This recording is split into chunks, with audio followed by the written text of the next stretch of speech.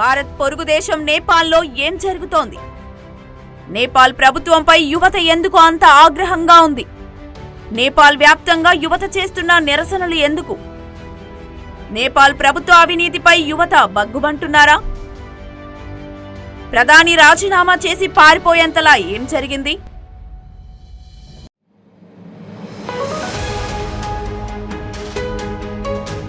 నేపాల్ ప్రభుత్వం దేశంలో Facebook, YouTube, X, ట్విట్టర్తో సహా మొత్తం 26 సోషల్ మీడియా ప్లాట్ఫామ్లపై నిషేధం విధించింది. ఈ నిర్ణయం దేశవ్యాప్తంగా తీవ్ర చర్చకు దారితీసింది. నేపాల్ విధించిన రూల్స్ ఆయా సోషల్ మీడియా ప్లాట్ఫామ్లు పాటించలేదని ఇలా చేసింది. ఇక విషయంలోకి వెళితే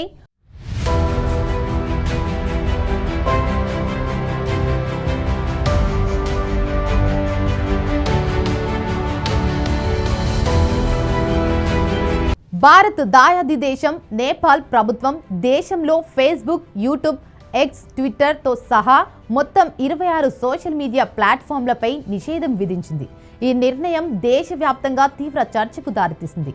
ఆయా సోషల్ మీడియా సంస్థలు నేపాల్ ప్రభుత్వం విధించిన నిబంధనలకు పాటించకపోవడమే ఈ నిషేధానికి కారణమని అధికారులు తెలిపారు.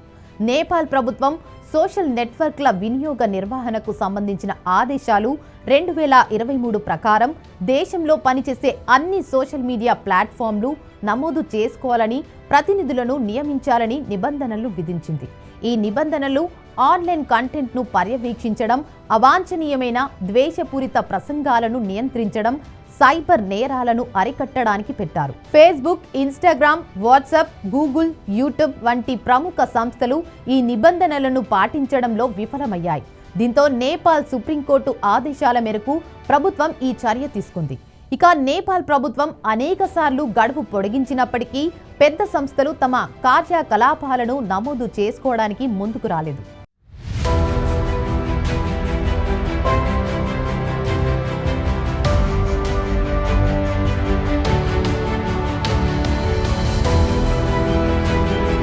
Nepal communications and information technology మంత్రిత్వ శాఖ నివేదిక ప్రకారం టిక్టాక్, వైబర్ వంటి కొన్ని ప్లాట్ఫామ్లు మాత్రమే ప్రభుత్వ నిబంధనలకు కట్టుబడి నమోదు చేసుకున్నాయి. మిగిలినవి వాటి నిర్లక్ష్యం కారణంగానే నిషేధం అనివార్యమైంది.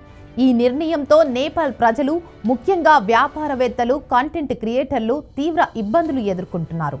సోషల్ మీడియా ద్వారా తమ ఉత్పత్తులను మార్కెట్ చేసుకునే చిన్న వ్యాపారులు, తమ ఆదాయం కోసం డిజిటల్ కంటెంట్ పై ఆధారపడిన యువతకు ఇది పెద్ద దెబ్బ కొడుతుంది. ఈ చర్య వాక్ స్వాతంత్రాన్ని అణచివేయడానికి ప్రభుత్వం చేస్తున్న ప్రయత్నమని విమర్శకులు ఆరోపిస్తున్నారు.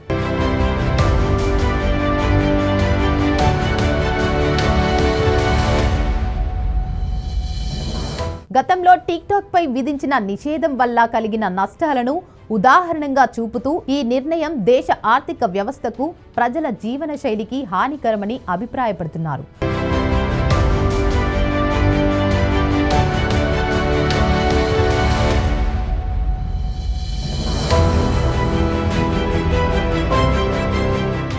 మొత్తం మీద ఈ నిషేధం కేవలం నియంత్రణ సమస్య కాకుండా ప్రజల ప్రాథమిక హక్కులు, డిజిటల్ ఆర్థిక వ్యవస్థపై తీవ్ర ప్రభావాన్ని చూపే అవకాశం ఉందని నిపుణులు హెచ్చరిస్తున్నారు.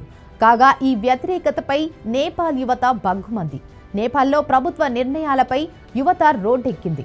సోషల్ మీడియా ప్లాట్ఫామ్స్తో ఎక్స్, ఫేస్బుక్, యూట్యూబ్ పాటు మొత్తం 26 యాప్స్ను అక్కడి ప్రభుత్వం బ్యాన్ చేసింది.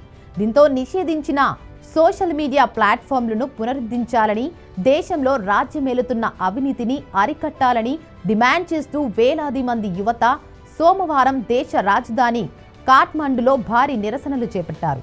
ఈ ఆందోళనలు తీవ్ర ఉద్రిక్తతలకు దారితీస్తాయి. నిరసనకారులకు, పోలీసులకు మధ్య జరిగిన ఘర్షణల్లో ఇప్పటికే 21 మంది ప్రాణాలు కోల్పోగా 300 మందికి పైగా గాయపడ్డారు. विद्रोह को देखिए, जश्न जनता को देखिए, युवाओं का आक्रोश देखिए और घंटों से ये आक्रोश चल रहा है. गाड़ियों में आग लगा दी गई, संसद भवन को पूरा जला दिया गया, पूरा संसद भवन परिसर बर्बाद हो गया. जनता तैयार नहीं है, जनता यहाँ से हटने को तैयार नहीं है, तरह तरह की स्लोगन्स लिखे जा रहे हैं और గత వారం కమ్యూనికేషన్ అండ్ ఇన్ఫర్మేషన్ టెక్నాలజీ మంత్రిత్వ శాఖ నిర్దేశించిన గడువులోగా నమోదు చేసుకోనందున ఫేస్బుక్, ఇన్స్టాగ్రామ్, యూట్యూబ్ వంటి అనేక సోషల్ మీడియా సైట్లను నేపాల్ ప్రభుత్వం నిషేధించింది. ఈ నిర్ణయంపై దేశవ్యాప్తంగా ముఖ్యంగా యువత తీవ్ర ఆగ్రహం వ్యక్తం చేస్తోంది.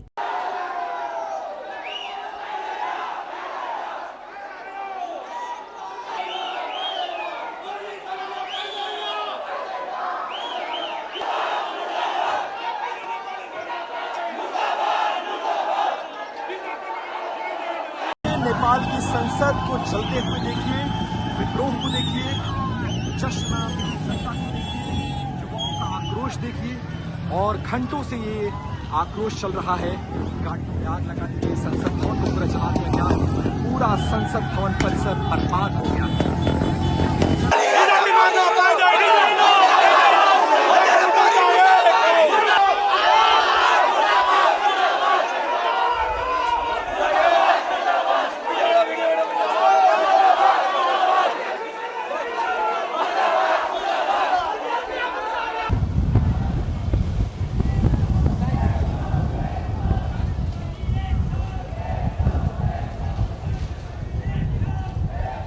ప్రభుత్వం నిషేధం విధించినప్పటి నుంచి సామాన్య నేపాలీల కష్టాలను, రాజకీయ నాయకుల పిల్లలు విలాసవంతమైన వస్తువులు, విదేశీ విహారయాత్రలు చేస్తున్న తీరును పోల్చి చూపే వీడియోలు టిక్టాక్లో వైరల్ అవుతున్నాయి.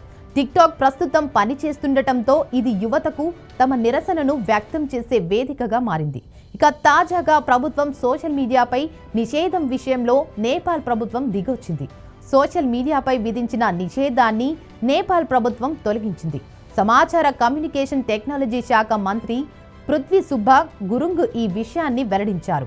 సోమవారం 2025 సెప్టెంబర్ 8న జరిగిన కేబినెట్ సమావేశంలో ఈ నిర్ణయం తీసుకున్నట్లు తెలిపారు. అయితే గతంలో తీసుకున్న ఫేస్బుక్, ఇన్స్టాగ్రామ్ తదితర సోషల్ మీడియాపై నిషేధం నిర్ణయం విషయంలో ప్రభుత్వానికి ఏమాత్రం పశ్చాత్తాపం లేదన్నారు. జెన్చే నిరసనలతో హోరెత్తించడంతో ప్రభుత్వం వెనక్కి తగ్గింది.